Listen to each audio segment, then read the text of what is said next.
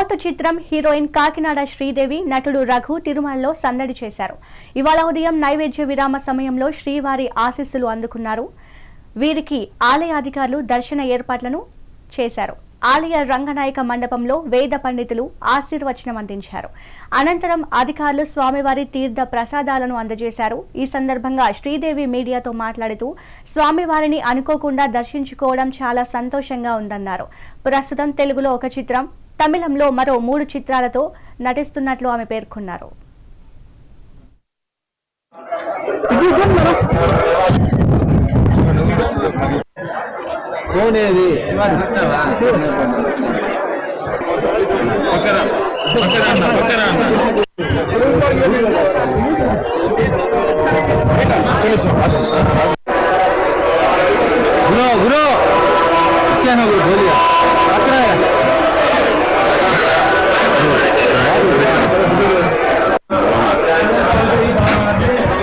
Mega 9 టీవీకి శుభాకాంక్షలు. So నాకు వచ్చే ఇప్పుడు అప్కమింగ్ ప్రాజెక్ట్స్ తమిళ అండ్ తెలుగులో వస్తున్నాయి.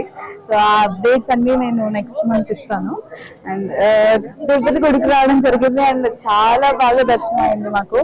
సో ఇక్కడ ఉన్న మేనేజ్మెంట్ కానీ వాళ్ళందరూ చాలా చాలా చాలా బాగా కేర్ తీసుకుంటున్నారు. అండ్ ప్రసాదాల దగ్గర కానీ అంతా చాలా బాగుంది.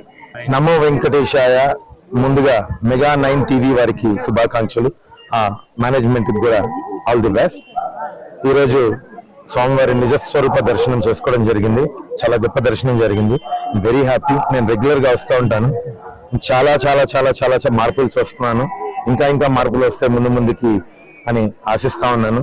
ఇప్పటి వరకు జరుగుతున్నట్లు కూడా చాలా గొప్పగా ఉన్నాయి.